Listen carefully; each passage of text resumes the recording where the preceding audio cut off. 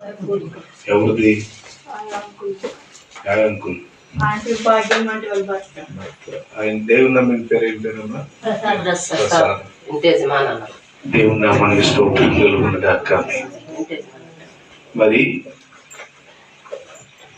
ప్రసాద్ అన్నగారి జ్ఞాపకార్థం కూడికకు మనం అందరం చేరి రావడానికి దేవుని నామానికి మహిమ కలుగును గాక. చేరి కూడా వచ్చిన మీ అందరికి నా హృదయపూర్వకమైన వందనాలు, అందరికీ వందనాలు తెలియజేస్తుంటున్నాను. బైబిల్ గ్రంథంలో చక్కటి ఒక మాట ఉంటుంది, నీతి మంతులను జ్ఞాపకం చేసుకున్నట. ఏంటిది? నీతి మంతులను జ్ఞాపకం చేసుకుంటే ఏంటిది? మంచిది. దేవుని నామానికి స్తోత్రం కలుగును గాక. నీతి మంతుల్ని జ్ఞాపకం చేసుకుంటే మంచిది, అది ఆశీర్వాదం. దేవుని నామానికి మహిమ కలుగును గాక. ఈ రాత్రి వెళ్ళి మరి అన్నగారిని జ్ఞాపకం చేసుకోవడానికి మరి మీరందరూ చేరి రావడం నేను ఎంతో సంతోషిస్తున్నాను. కుటుంబం మరి ఏర్పాటు చేసుకొని మరి కొడుకులు మరి కుమార్తెలు మరి మనముళ్ళు మనవరాళ్ళంతా కలిసి చక్కగా ఈ రీతిలో కూర్చోవటం చాలా సంతోషం. మీరు సంఘం కొని వచ్చినందుకు చాలా సంతోషిస్తున్నా. విషయం ఏంటిదయా అంటే, నీతిమంతులు జ్ఞాపకం చేసుకుంటే ఆశీర్వాదం దేవుడి వాక్యం సెలవిస్తుంది. ఇది ఏ వ్యక్తి మరణించినప్పుడు అతని జ్ఞాపకార్థం కోడికలో మనం తెలియజేస్తుంటాం. ప్రతి దైవజనుడు తెలియజేస్తూ ఉంటాడు, వాక్యాన్ని వింటూ ఉంటాం. చాలా మార్లు వాక్యం వింటూ ఉంటాం. దేవుని నామానికి స్తోత్రం కలుగును గాక. చనిపోయిన వారిని జ్ఞాపకం చేసుకోవటం మంచిది, దేవుని వాక్యం ఆ రీతిలో సెలవిస్తుంది.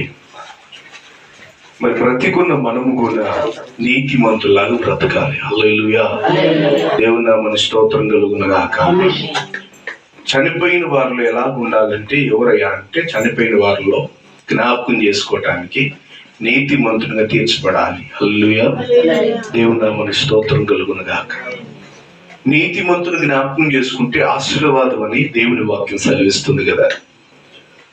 నీతి మాలి బ్రతికి చచ్చిపోయిన తర్వాత నీ బిడ్డలు మన వారు రేపొద్దున నేను నా ఇష్టానుసారంగా నా జీవితాన్ని నేను జీవించేసి భూమి మీద నా శ్వాస ఉన్నంత వరకు జీవించేసేసి నేను మరణించిన తర్వాత అయ్యో మా నాన్న మరణించాడు, నా భర్త మరణించాడు అని చెప్పేసి నా భార్య బిడ్డలు జ్ఞాపకార్థం కూడికి ఏర్పాటు చేసుకున్నారు. నా ఇష్టానుసారంగా నేను తిరిగి జ్ఞాపకార్థం కూడికి రోజేమో దైవజనులు వచ్చేసి నీతిమంతులు జ్ఞాపకం చేసుకోవడం ఆశీర్వాదము అని చెప్పేశాడు. బాగుంది, వాక్యం బాగుంది, ఏమి మనం జ్ఞాపకం చేసుకుంటుంది బాగుంది. కానీ మరణించిన వ్యక్తి నీతిగా యథార్థంగా బ్రతికి మరణించాడా, ఇది చాలా ఇంపార్టెంట్. దేవుని నామానికి స్తోత్రం కలుగును గాక. ఇది మన జీవితాలు చాలా ఆశ్చర్యకరమైంది. నేను మరణించిన తర్వాత నా బిడ్డలు జ్ఞాపకం చేసుకున్నప్పుడు, నా భార్య నన్ను జ్ఞాపకం చేసుకుంటున్నప్పుడు వారికి ఆశీర్వాదం వచ్చింది. ఎప్పుడు నేను నీతిగా బ్రతికితే ఆశీర్వాదం వచ్చింది. నేను నీతి మాలి బ్రతికినప్పుడు నా బిడ్డలకు అది ఆ కూడిక ఎట్లుండదు, ఆశీర్వాదకరంగా ఉండదు, దీవెనకరంగా అస్సలు ఉండదు. బైబిల్ గ్రంథంలో ఒక మాట ఉంటుంది, భక్తిహీనుని జ్ఞాపకం చేసుకున్నట్టు వాడి పేరు వింట అసహ్యం అంట. సామెతల గ్రంథంలో ఉంటది. ఎవరి పేరు? భక్తిహీనుని పేరు. భక్తిగా బ్రతికిన వారి పేరు జ్ఞాపకం చేసుకుంటే సంతోషం రావాలి. ఫలానా వ్యక్తిని మనం జ్ఞాపకం చేసుకుంటున్నాం, ఫలానా ప్రాంతంలో ఫలానా వ్యక్తి ఉండేవాడు, మంచి ఆత్మీయుడు, మంచి ప్రార్థనాపరుడు, ప్రార్థనగానే కంకణం కట్టుకుంటూ దేవుని నామానికి దేవుని కొరకు యథార్థంగా బ్రతికినవాడు అని చెప్పేసి అలాంటి ఆశ్చర్యకరమైన మాటలు రావాలి. నీ పేరు చెప్తే నేను ఫలానా వ్యక్తి అని అనగానే చాలా మంచి వ్యక్తి, మంచి ప్రార్థన అనే విషయాలు రావాలి. అలాంటి వ్యక్తిని మనం జ్ఞాపకం చేసుకున్నప్పుడు ఏమొచ్చింది అంటే ఆశీర్వాదం వచ్చింది. హల్లెలూయా. దేవుని నామానికి స్తోత్రం కలుగును గాక. అందుకనే ప్రభు ఏం సెలవిస్తున్నాడు అంటే, ప్రతి ఒక్కరు నీతిగా యథార్థముగా నడుచుకోవడము అని దేవుని బైబిల్ వాక్యం సెలవిస్తుంది. మనం ఎలా నడుచుకోమంటుంది? నీతిమంతులుగా, యథార్థవంతులుగా. నువ్వు నీతిమంతులుగా తీర్చబడిన తర్వాత ఆ నీతి ఎలా ఉండాలి, అలాగునే కొనసాగించాలి. బాగా గమనించాలి.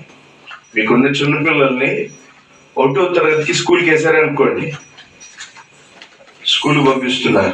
వేసిన కాడ నుంచి వాడు ఏమవ్వాలి? స్కూల్కి క్రమంగా వెళ్ళాలి.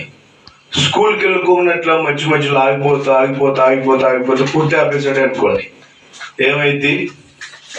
చదువు రాదు, చదువుకున్న జ్ఞానము ఉండదు. అర్థమవుతుందా? చదువు రాదు, చదువుకున్న జ్ఞానము కూడా ఉండదు. ఎందుకు ఉండదు? చదువుకోలేదు గనక. ఎందుకు చదువుకోలేదు? స్కూల్కి వెళ్ళడం ఇష్టం లేదు గనక. ఈ ఆత్మీయ విషయాన్ని కూడా జ్ఞాపకం చేసుకోండి. నువ్వు ఎప్పుడైతే ఆత్మీయుడిగా తీర్చబడ్డావో దేవుని సన్నిధిలో, నీ పాపాన్ని ఎప్పుడైతే ఒప్పుకొని విడిచిపెట్టేసి దేవునికి నమ్మకంగా మహిమకరంగా బ్రతకాలని ఆశించావో, ఆ క్షణం నుండి దేవుడు నిన్ను నీతిమంతునిగా ఏర్పాటు చేసుకున్న తర్వాత ఆ జీవితాన్ని నువ్వేం చేయాలి? తుది వరకు నీ శ్వాస విడిచేంత వరకు దాన్ని కొనసాగించాలి. దేవుని నామమున స్తోత్రం కలుగునుగాక.